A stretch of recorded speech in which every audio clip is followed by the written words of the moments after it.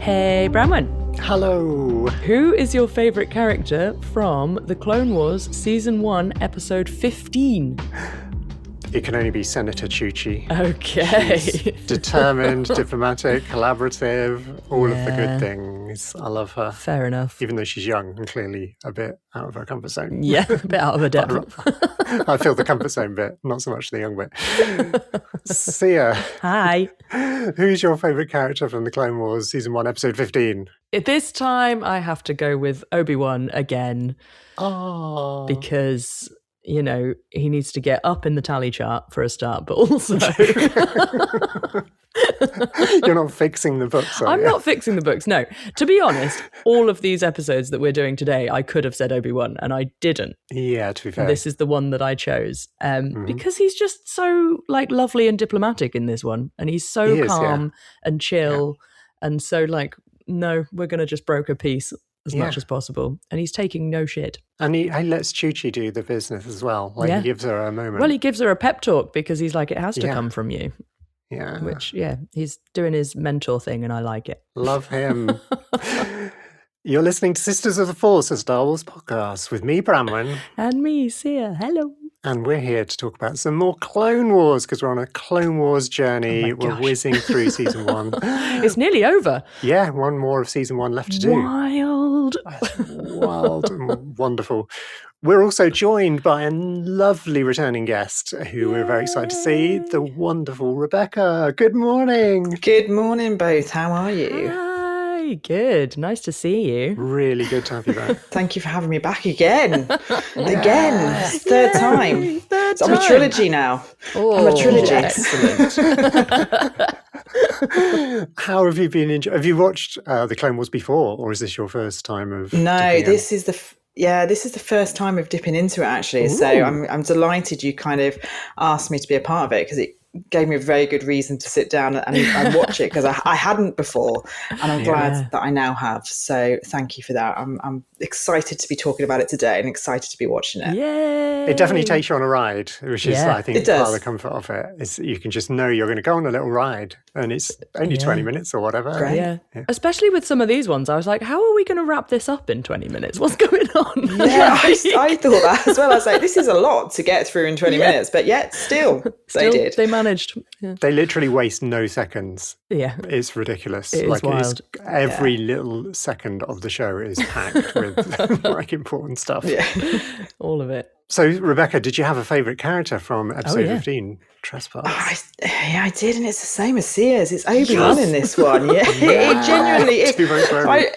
I just loved his sarcasm, calling it a tropical zone the moment he walked out. And then it was just like, oh, where's these nasty creatures? Oh, they're over on this ridge. Oh, that's where we've got to go. And everywhere was like, where's the point of danger? As always with Obi. Yeah, that's where we'll start. That's where we'll head back, you know.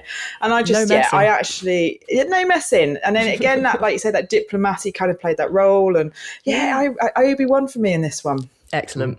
Love it. Yeah, talking of his line at the beginning, I loved Anakin's response. I think it was his response to that where he said, "It's not Tatooine, that's for sure." Yes, that's it. Yeah, he did. Really laugh. We're in the snow rather than the sand today. So we get to meet these Pantorans, which we have seen Pantorans before. Have we talked about Pantorans? I don't know if we have. Mentioned. Oh, okay. My memory's terrible. In Revenge of the Sith, had either of you noticed the Pantorans in Revenge of the Sith? No. Not that I recall. Where are they? Okay, so when Anakin is going to the opera to meet with Palpatine and he's about to get his, the tragedy of Darth Plagueis moment, right? He runs up the steps and the camera kind of tracks with him as he goes. We have talked about this. Yes, I thought we had. And at the top of the stairs, there's two Pantorans standing in their kind of like uniform regalia, one of which is George Lucas. Yeah. And I think the other is one of his daughters, Katie Lucas, who in fact wrote an episode that we did last week, I think. Yeah, that's why we talked about it. Yeah, she's in it earlier on as well. She's in it when they first land back on Coruscant after the big opening battle. Anyway, so Lucas is playing one of the kind of, dignitaries on Coruscant, and his daughter is his daughter in the show as well. Like they are father and daughter, the characters. Okay. Which is very sweet. Then these ones are different. they are a different family, but they've got a similar vibe in that there's a father with a beard. I think he's got a beard. I don't know. He's got like a weird thing around his hair. I'm not sure if it's a beard or is it I don't know. It's kind of weird character design, isn't it? Yeah, quite a strange character design. He's also a piece of work. Like, what is going on here? He is awful. Yeah, he's really awful. He's not representing Pantora at all well. No. But she contrasts. I loved her so much. Yeah. I love the design of her like headdress and stuff. And yeah, that was cool. Aside from Ahsoka, she's one of the most kind of straight anime styles we've seen so far, I think. That's true. I hadn't thought of that. Because she's very I've seen many characters that look like her in anime series. Yeah. Absolutely spot on. Which is incredible design. She looks great. Her clothes are great. She's got purple hair. What more can you want? What more can you want? So the kind of big crux of this episode is that they've been summoned to this ice planet. Moon. Yeah, ice planet thing. Well, this confused me. I had to look this up. So it is Auto Plutonia, which is where they are, is an ice planet. Yes. And Pantora, where the Pantorans are from, is a moon. Yeah, that orbits that planet. So it's kind of the opposite way around you'd imagine. You'd think that the Pantorans would live on the main planet, but because it's icy, they live on the moon. Cool. But there have been this like problem with some clones disappearing, and that's why they were summoned there. And throughout the episode, we gradually get the reveal of like these mysterious, whoever it is must be brutal and awful. They're like killing clones. And then we get like battle droid heads on poles as well. Love the steak effect. They're not really on either side. No. They're just neutrally killing anybody who comes to their planet, which, they're defending themselves. But there is a thing with Star Wars with heads on sticks. There is, There is, symbolism. Absolutely. I've noticed a few times, and no spoilers, but it's going to happen again in the Clone Wars, as we will find out. Many, many heads on sticks. It feels quite brutal. It's quite like a tribal thing almost, like it's quite violent. Yeah, absolutely. Yeah. Even with B1 heads. Even when it's a robot, it's a battle droid. It's fine. You can stick that. They basically look like that anyway. Yeah. They are heads on sticks. They turn them into real statement pieces, though, don't they? Like we used to do in medieval times. It's like, here's the statement entrance. Here's another statement entrance. It's kind of, there's no mess in there, is there? They're laid out their stall. You know what you're going to hear. Don't come in here. They're going to pull your head off. Put it on the stick. We've got plenty of sticks. There is actually quite a lot of pulling droids' heads off in these episodes. There really is. It's almost very different ways. But it turns out that the big enemy is actually a big cuddly white teddy bear. Yes. So we got this species called the Talz. And although we're not doing this every time... Oh my God! Yay! And I'm going to keep it brief. We haven't been doing West End Geek Girls every time. If you're a new listener and we have you don't know what that sound means recently. Hi, first of all. Welcome to Sisters of the Force. But we have this feature which comes in every now and again where we look at something that's featured in whatever we're covering and trace its history back to the West End Geek Girls, the West End Games. We're taking ownership of it. Role-playing game from like the late 80s and early 90s. And I couldn't not do this. We did see a Talz in the cantina. I don't know if you remember. Yes. In A New Hope, there's a shot of one. Yeah. In the cantina. How it ended up in the cantina, I have no idea. Yeah. It must be very hot. As we're learning more about them. But it's slightly different. They have like changed the canon a bit, unsurprisingly. But they were called Talz, which is why I thought we'd include them, because it's often about the naming of creatures. That's where West End Games really like contributed to Star Wars. Yeah. They originally came from a planet called Alzoc 3, according to them. But obviously that's not true now because they're now from Auto Plutonia. Yeah. But they are generally peaceful, which I do think kind of ties in. Like, yes, they've been attacking people on their planet. But it's all kind of self-defense stuff, isn't it? It's their planet. I get it. In West End Games, they were subjugated by the Empire, very much in a kind of parallel of the Wookiees. Right, and they kept comparing them to the Wookiees because they're tall and hairy. And hairy, just like grizzly bears and polar bears, I guess. Yeah. But yeah, apparently Alzok 3 was a rich mining planet, a mineral-rich planet ready for mining, and that's why the Empire kind of subjugated them. But anyway, that was just a little mini one. Girls. Oh, nice. I really like the Talz. I love their design. Yeah, I love their little eyes and they remind me a little bit of flies. They did have that face kind of thing going on there, like flies, didn't they? But yeah, super cute all at the same time. Big fluffy flies. Cute polar flies. Yeah. I kind of thought sloth to start with, and then like when you get closer up on their faces, they look quite buggy. So yeah it's the kind of sloth interesting. Bugs. I mean, they must have been designed way back. I seem to feel like I've seen some Macquarie art of them, like from mid-70s. But Okay. But obviously, they were designed for A New Hope. So back in the wild days of looking at the creatures in the cantina and how many things there ideas they can.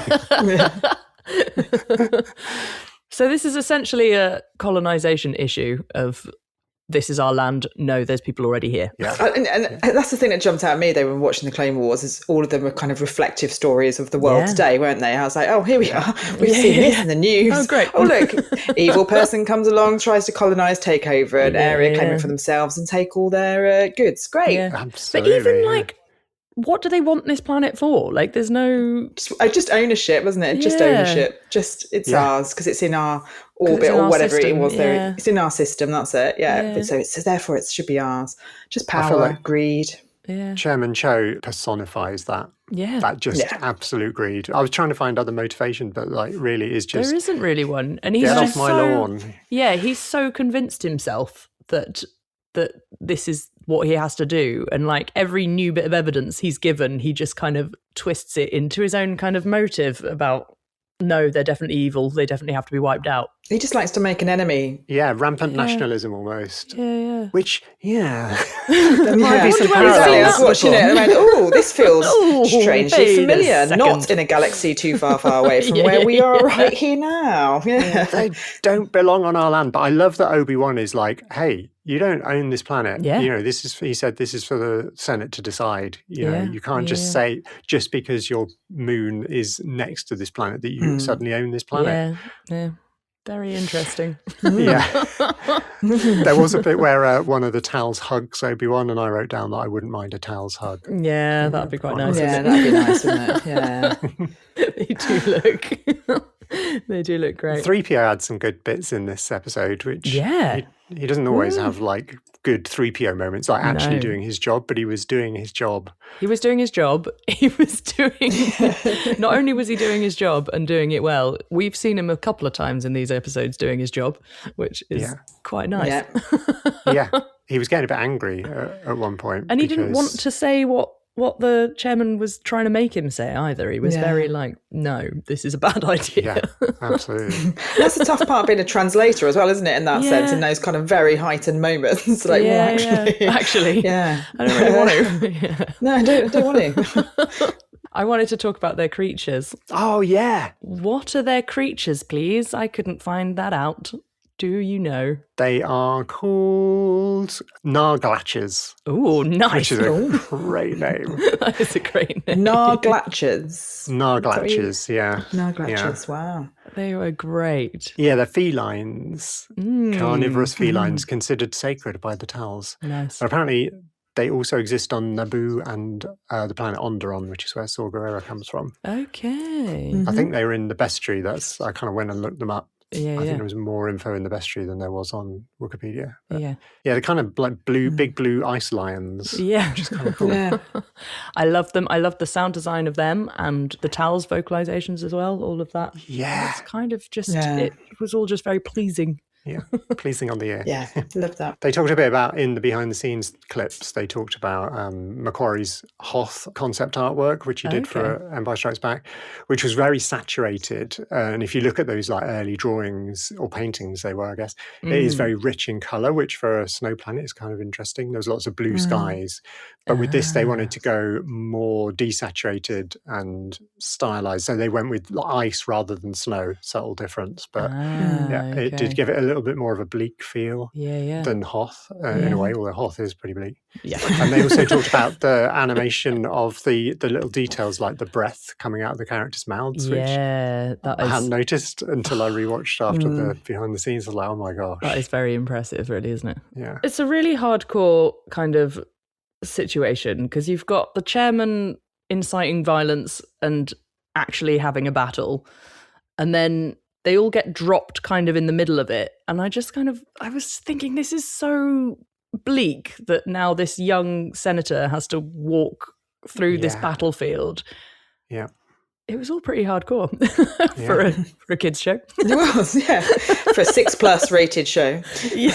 I love that. I mean, I don't love, but I feel it was fair that Cho gets taken down by a spirit and ends up coming a cropper of the situation, and she gets to shine. I loved her line at the end, to die for one's people is a great sacrifice, to live for one's people is an even greater sacrifice, which is we need that. We need that energy. The snowfall. Okay, so like they paced the snowfall throughout the episode to mark story points, which is no way I'd have noticed if I hadn't watched the behind the scenes. But the moment when they sort of solve the problem and she like recognizes the Talz as the sovereigns of Auto Plutonia, the snowfall starts to fall gently, and it's like everything's gone peaceful. Everything's okay. Oh, I did not notice that. I love animation. So good. That's clever. And that is clever. Something that you can't really do in live action. Not very easily, no. I'm just going to affect how the snow falls now. Yeah, lovely episode. Let's move on. Let's crack on. Let's do it. To 106. I call them 116, but yeah, season 1, episode 16. Season 1, episode 16. The Hidden Enemy. Yeah. Okay. So we're jumping back in time now, aren't we? Because this is just before Ahsoka turns up. Yes. So this is before the film. Yeah. So if you've not watched the Clone Wars movie, which is the kind of kickoff of the whole show, but none of the timeline is necessarily in order of the show because it's an anthology. They can dip in and out. In fact, I think the whole of season 6 is all like back at random times. Okay. Like it's very anthology. I was like, wait, we're pre-Ahsoka at this point. Good. I know. Is this the second Battle of Christophsis? Oh no, it's before the first one, or part of the first one. Yeah. Which we there's one really great visual clue, which again I wouldn't have noticed if I hadn't watched the behind the scenes. But at the end, Asajj is running for her ship. And it's the ship that she gets Rotta. Yeah. When she I spotted Rotta. That. Yes, lush. You're way more observant than I am. Anyway, Rebecca, do you have a favourite character from Hidden Enemy? Oh, right. I was a bit torn on this, but I'm going to go for Ventress. Oh, yeah. I know. I kind of was like, just that kind of look when she rides with Obi between them. Then she does her sort of ballet, come and get me, boys. And I was like, I just kind of, she didn't feature hugely in that episode, but towards the end, I just thought she was great in it. It was a moment. I'll tell you what, when she was on screen, she owned it. Yeah. It was great. Yeah. I wrote loads of notes about every little movement that she made. When she leaps up the stairs and bit near the end, when she lands on that, like, whatever they're called, droid, and is just balancing there. She's just so cool. She is very cool. It's like her sort of fighting skills. It's all based on sort of martial arts and dance as well, but her dance fighting does go into the realms of sort of ballet, and it really does. So she just has this different vibe that she brings with her when it comes to that. And she was my favourite for that one, definitely. Nice. I also went for Ventress. Did you? Yeah. So we've matched so far. This is a game of Snap. I love it.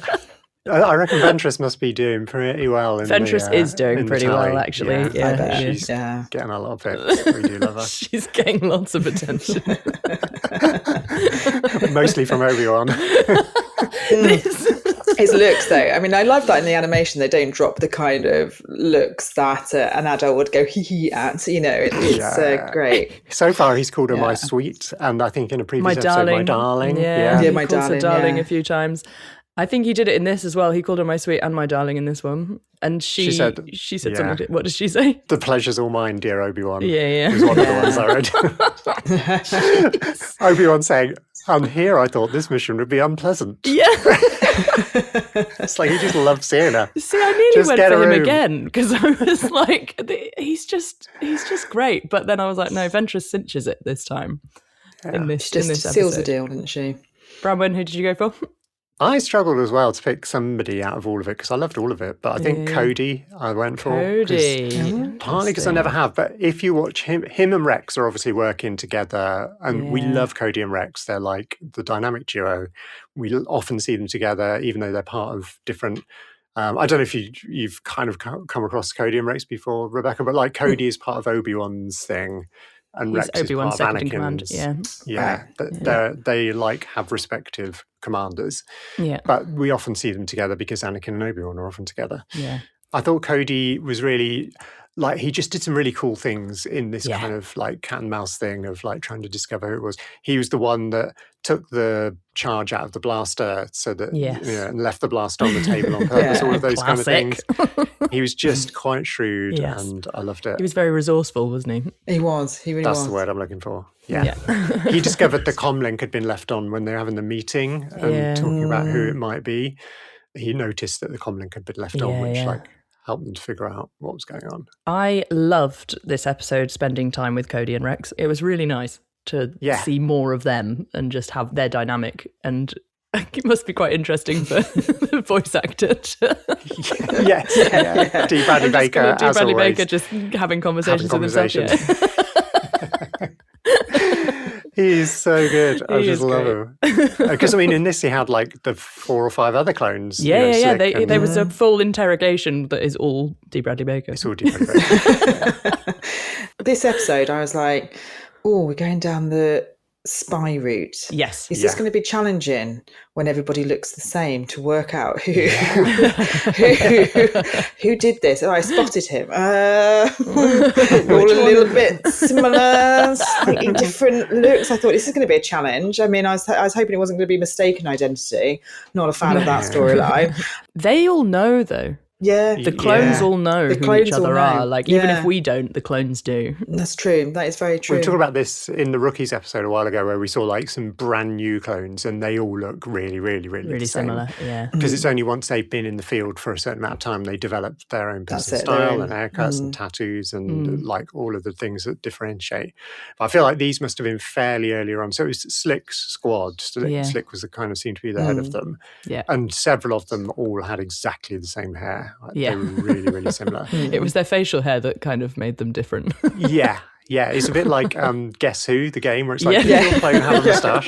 Does he have a tattoo?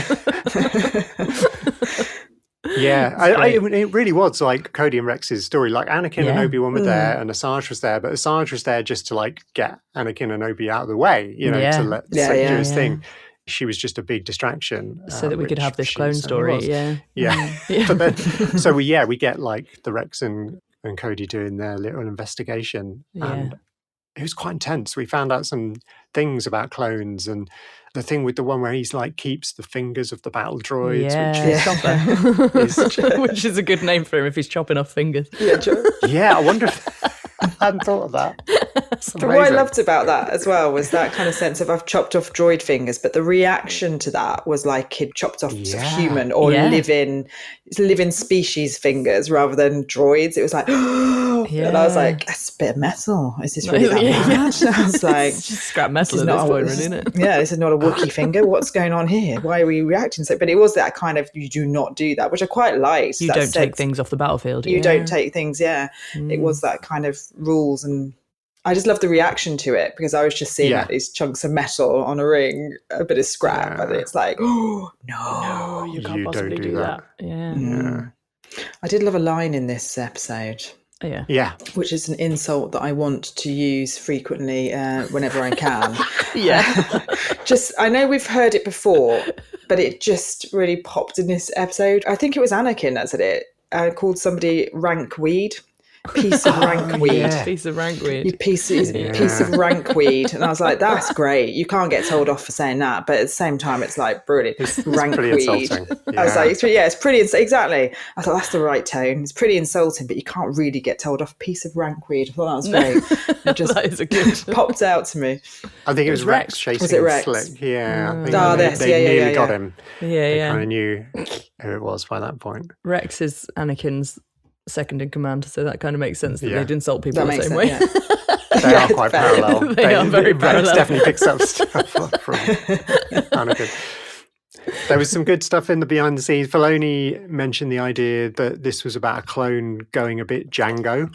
Yeah. Which we talked about in our clones episode with Mary, where they kept some of Django's things, but not all of Django's things. So they kept his physical prowess and his dexterity or whatever, but they took out some of his personality traits when they were doing gene splicing and everything. Yeah. So the clones weren't Django-ish in that way, but clearly there's going to be some genetic glitches. Slick had a lot of incredibly good points, and I was kind of like, well, I do actually see his side of this.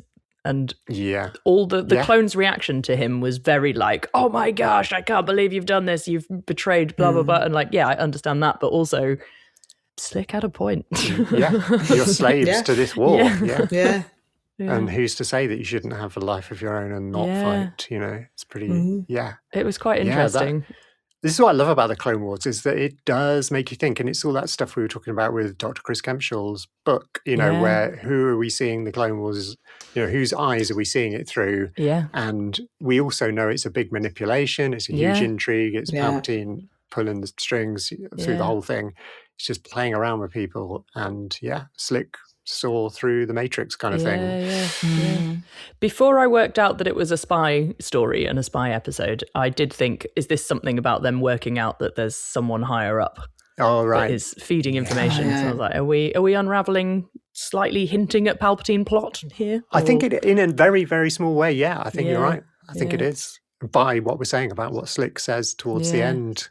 It's not quite chip malfunctioning level of intrigue, but it is a questioning of the intrigue. Which this early on is pretty cool to see. I'd forgotten all about this episode, because it's very much a bottle episode. It's just on Christophsis. It's in 2 buildings, it's not much. Also, notable moments here: ziplining on your blaster from a tower to a tower. Oh yeah, hell yes. I was like, this is great. Ziplining on your blaster. Absolutely wild. Yeah. So cool. That whole sequence of Anakin using his saber to cut across in the window, and so just to help make the window easier to fall out, and then it's so cool, so good. And this is why I nearly went for Obi-Wan again, because the snips between Anakin and Obi-Wan as they're on a battlefield again, it's just like this man is relentless. They originally, because this is quite a bottle episode, they didn't have to do much new character design. They had everybody, they didn't have to build any new models or anything. So they spent more of the time and budget on the base. And it started off as 2 huts, but then turned into this massive complex with multiple towers and everything else. And the dining room that they hit the mess hall at one point where all the clones were, is an exact replica of the Big Rock Ranch dining room, which is the building that they built at Skywalker Ranch to do the animation stuff in. It's the house they took over. That's cool. I think it's just next to Skywalker Ranch, but it's like the more I watch of the behind the scenes, the more there are so many little Easter eggs of the real world. From character names to designs. That's definitely. Great. Love it. Love that. We've also got a really, really beautiful shot of when they do the bait and switch to catch Slick. There's that really, really gorgeous moment where they're all 3 clones are in a line, all pointing blasters at each other. This is so good. That's so satisfying. I think that was the moment that sold me on Cody. I loved Cody. He was just so cool and so got ya. Good fun. All right. Anybody got anything else about this one? I thought aesthetically it was quite interesting as well. Out of all the episodes, this one I really enjoyed, like that turquoise kind of.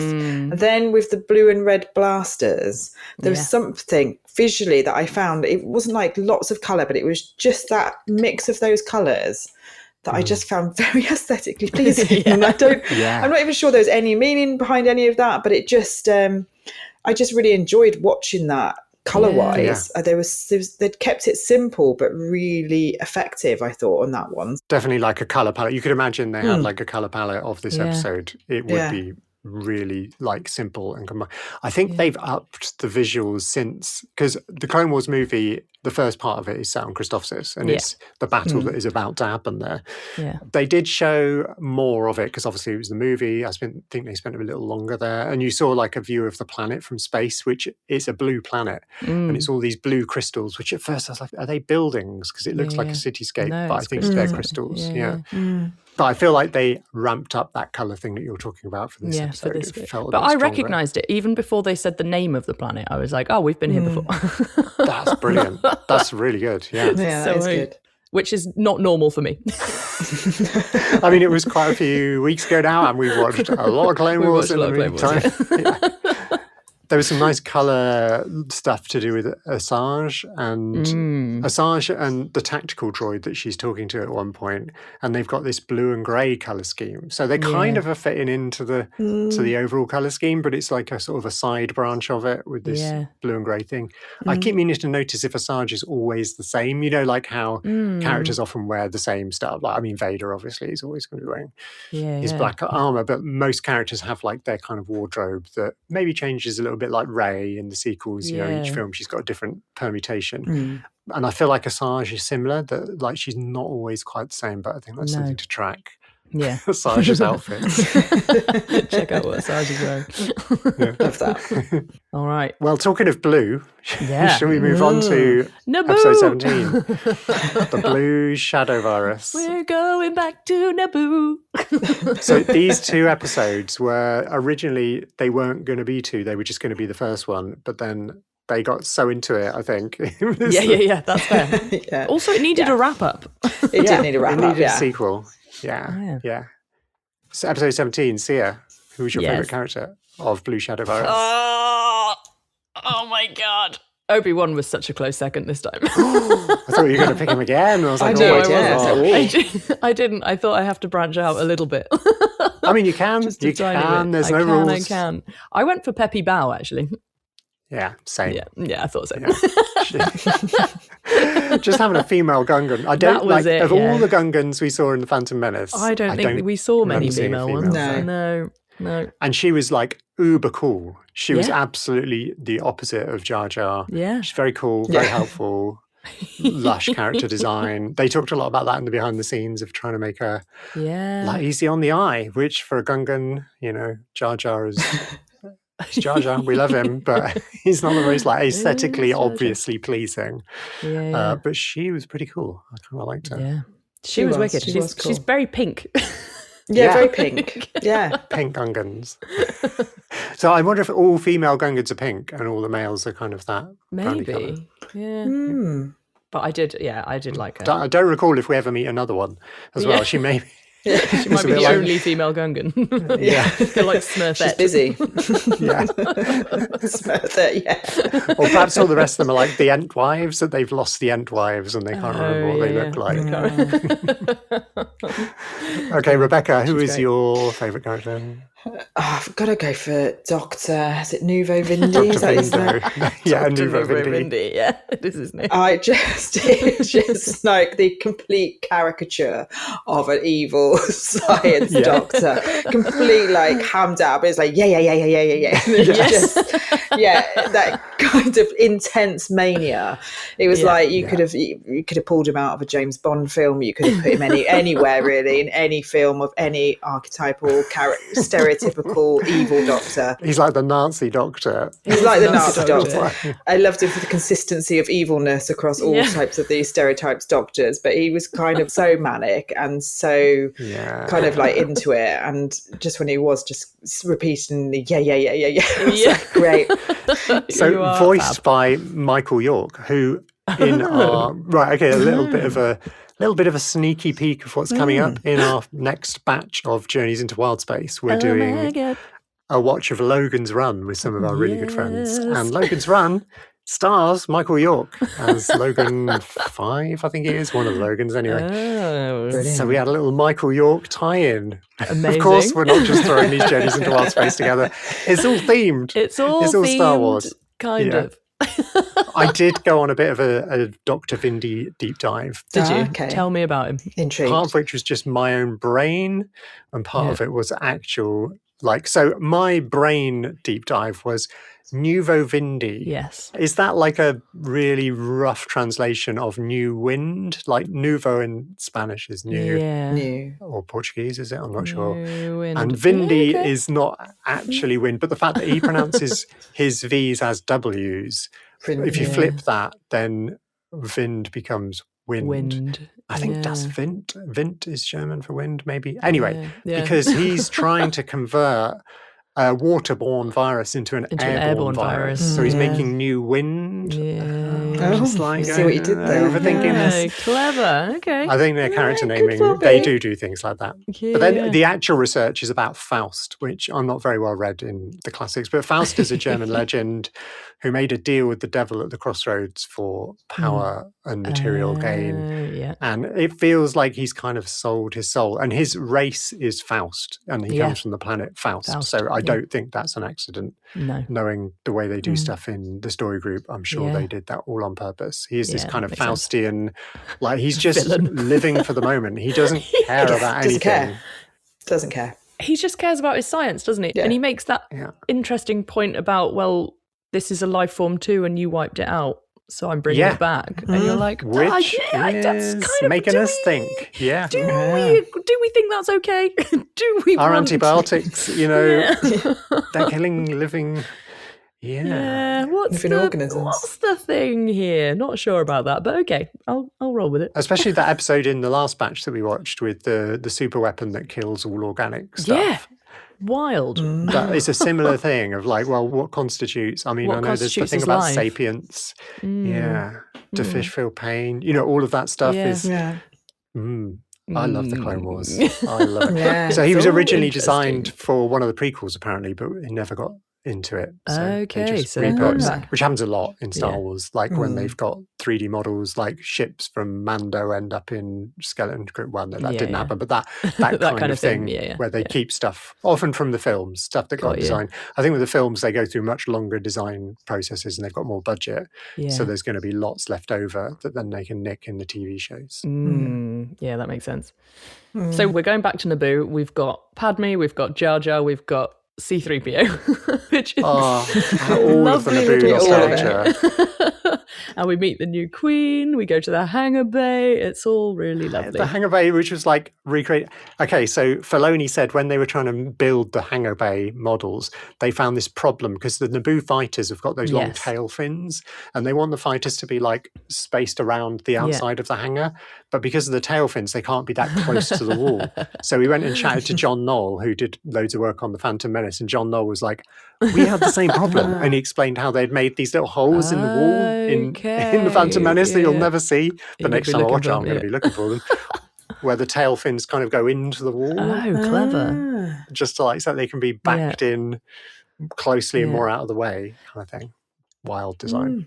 But it was so beautiful to see again. There was a lush sunset shot of like the it was just 3PO's got one of the most relatable lines I've ever heard him say. In this. Oh, me too. It's my highlighted line where he says, "I would like to shut down before I get sensory overload." Sensory overload.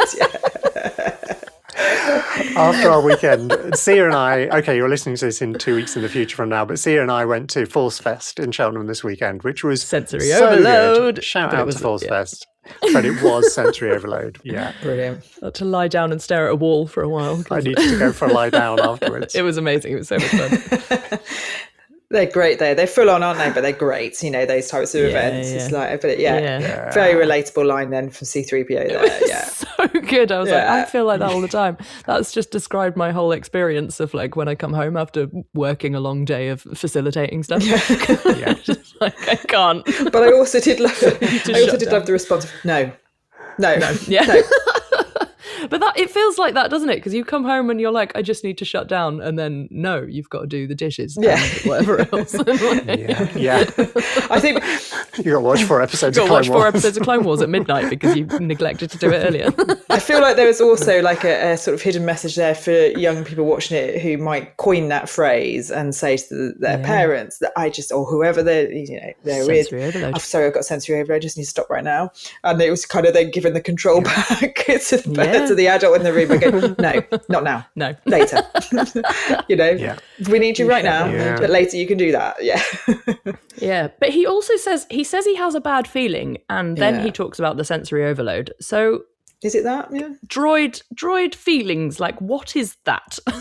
Well, is it that thing about the memory wipe thing? Like they build up too much stuff in their memory. And then it needs to be wiped. Yeah. Your hard drive needs to be defragmented, But also it's kind of in response to watching them rip apart another droid. So it's quite That's right, soaring off his head. 3PO is quite sensitive, really, isn't he? He is. He is. For a droid.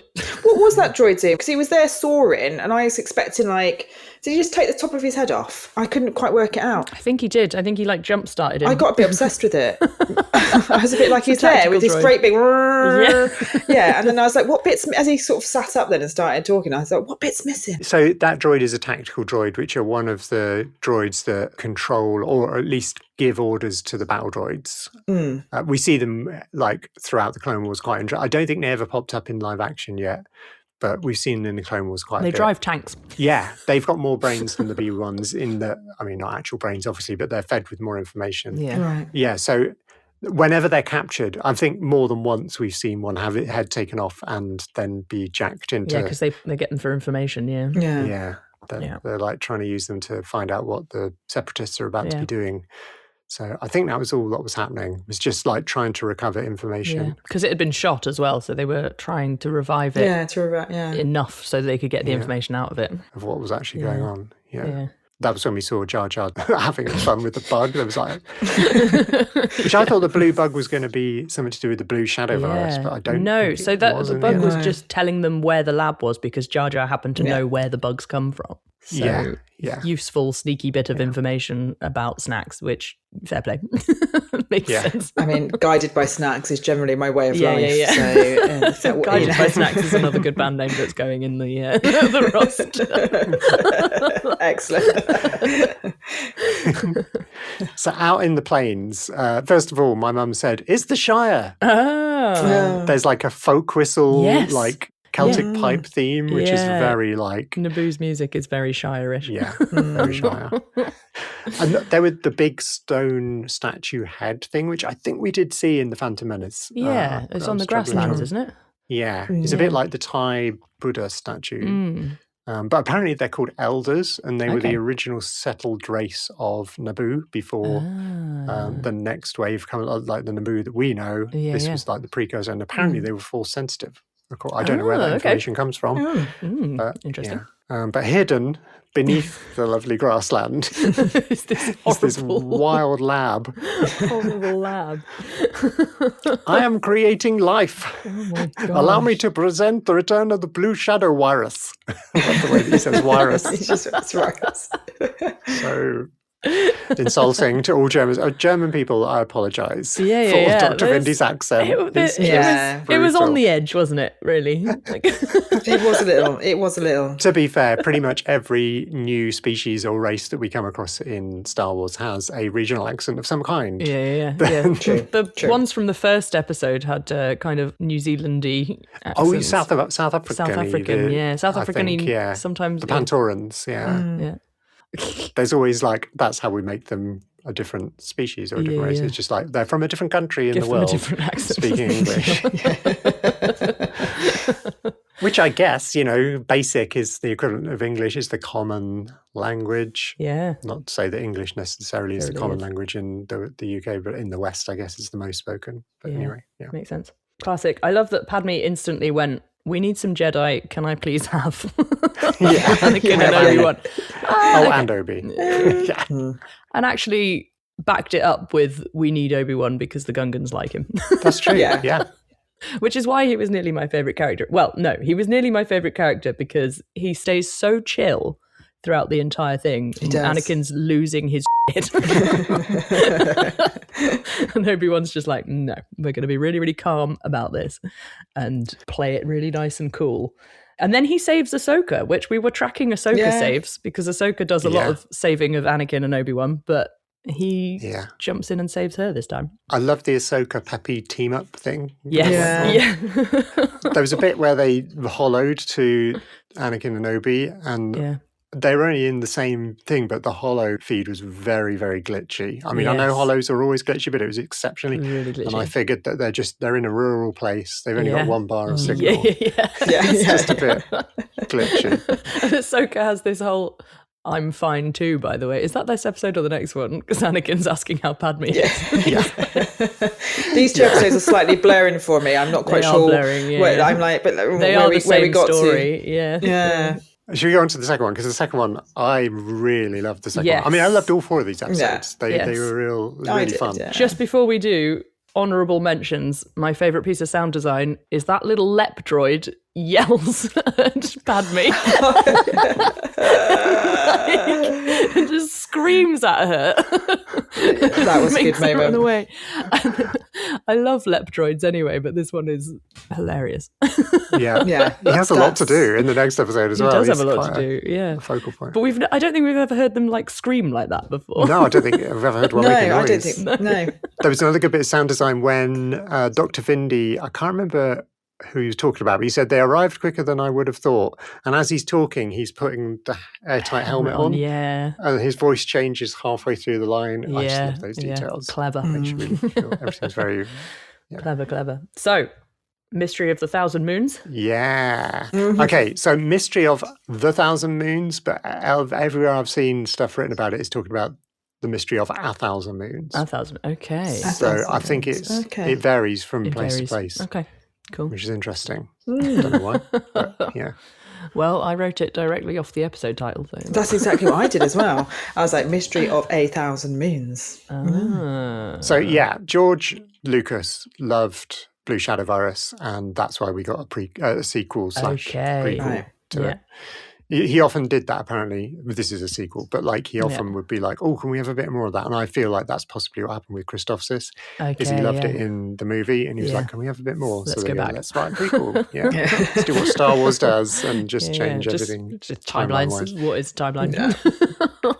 Who needs a timeline? Who needs a timeline? This is fun. It's quite a tense episode. There's like a lot of peril, a lot of stakes. Yeah. We've got Anakin. Anakin is very attached to both Padme and Ahsoka, and they're both in peril. Yeah. Anakin in this episode, obsessed. Like he literally just like he usually is anyway, right? But in this one he was just like Padme. It was can't just every single line was about her.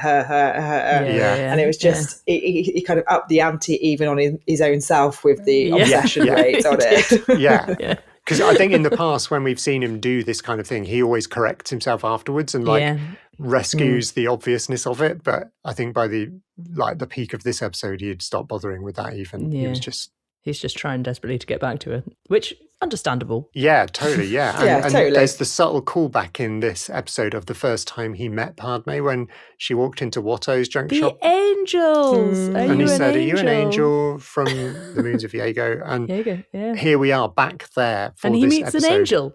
And he meets an angel while he's trying to save Padme, who is his angel. It's just, it's like poetry. It rhymes. Yeah.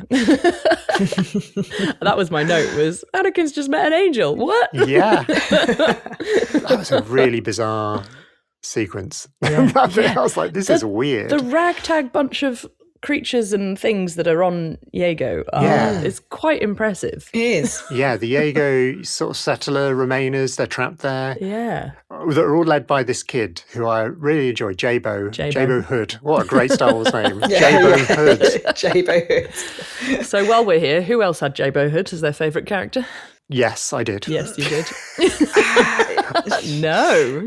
I partly did because I almost did another Western Geek Girls because in the rulebook, like the very first rulebook, they give you a load of character templates that you can choose from to like get you started. And one of them is the kid in quotes. And in my memory, the kid picture, which was actually in the second edition rather than the first edition, they give you a picture of the kid and he does look a bit like Jabo. And I thought he was very, very, very like Jabo. Yeah. So I thought this is a West End Games reference.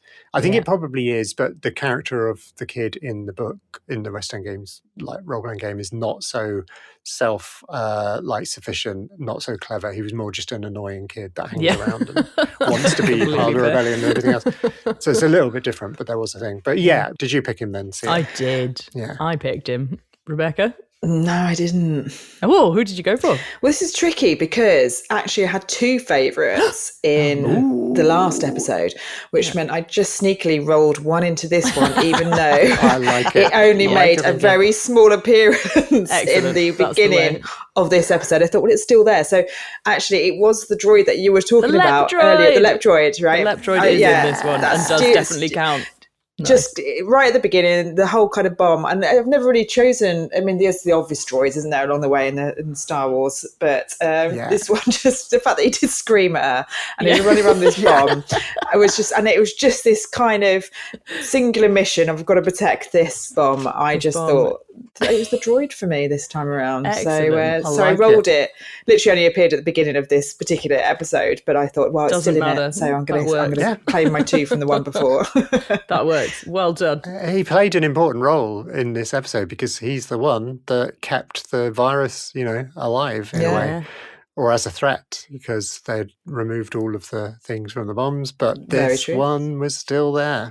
He does have a full name. I'm trying to find him. Is it just called a general purpose droid? No, he's got an actual title. Do you know what I labelled him as? Oh, yeah. The rabbit-eared droid. Yes, that's what I normally call them. Yeah. I did not know, and I could have just looked it up online, but I just decided I went with that, and I thought, I bet Seah and Branwen will mention this before I do with the correct title, and alas, you did.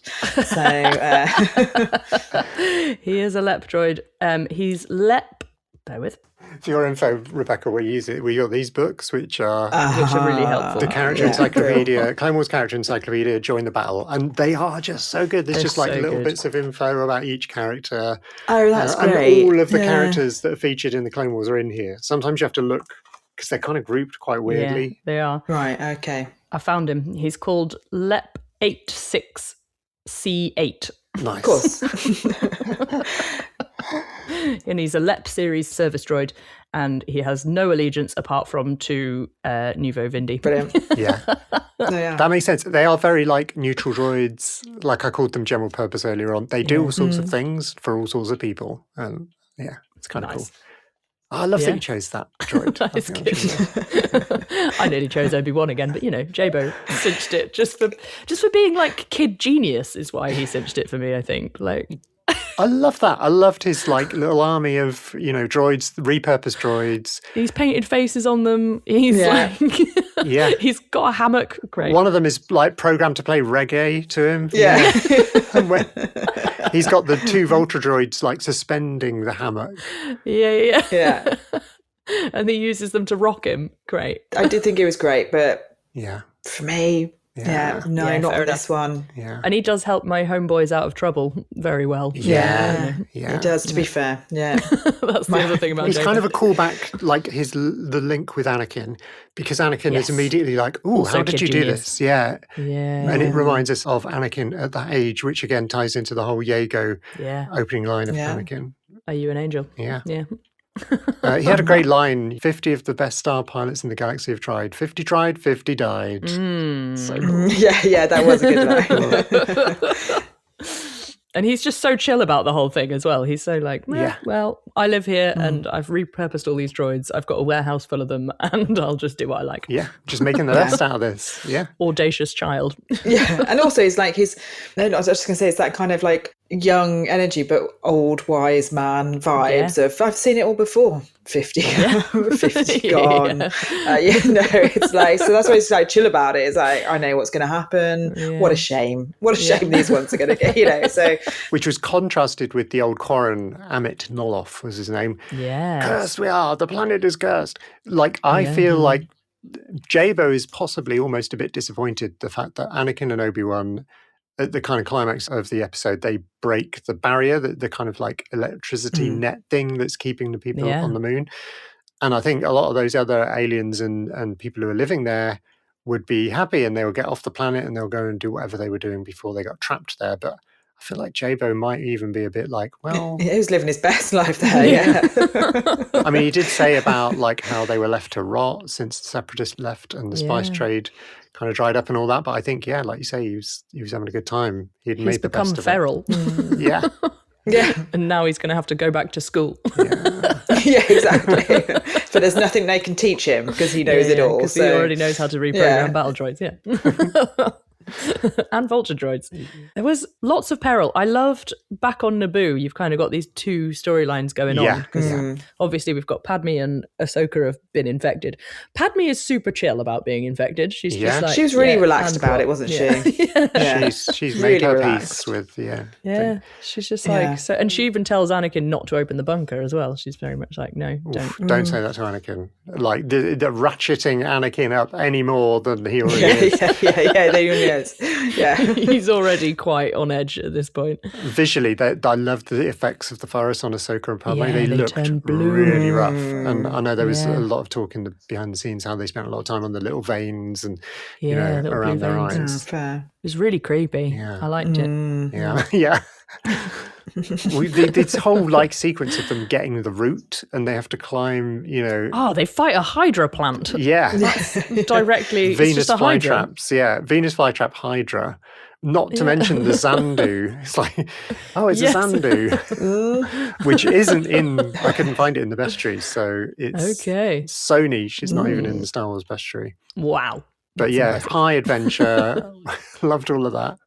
There was, what wasn't in this episode? I mean... There's everything in it, There was everything in this episode. The only thing that wasn't is it was...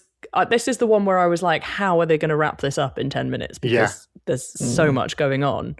And, like, they did a really good job of wrapping it up, but the way they did that was to just not show... Just skip a whole load of it. Just skip loads. We're back on the moon, it's all fine. Oh, yeah, it's fine. Yeah, great. By the way, your Padawan was brilliant, said Padme. By the way. Meanwhile. Great. Just did really well, And they lose one of the clones. That was really heartbreaking. One of the clones died from the virus. And Rex just went, this is what they're made for, which is gosh. kind of really like, no? Again, it's like, you're questioning, like, Anakin is like obsessed with saving Padme. And I get that. But the clones are dispensable. Yeah. Don't like that. Constantly being asked questions about the clones. I think that's really cool.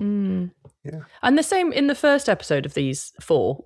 Rex did the same. He gives a report at the battle, and he's just like 11 dead, rest wounded, and like again, he's just super chill about it. And I know you kind of have to be as a commander, and he's doing his job and all that, but it is still a bit like, I don't know, it's a bit jarring. Before we wrap up, there was a bit of music in this episode. I think it must have been on Naboo, and it was very Phantom Menace-y. It's kind of mystery music at the beginning.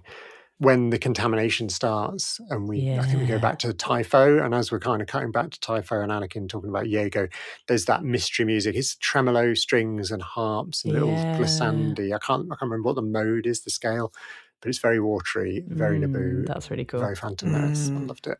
Shout out to my favourite line, said by Obi-Wan. Cursed by whom, my twitching friend? My favourite line was also Obi-Wan at the beginning. He says, "Oh well, just another boring day saving the universe."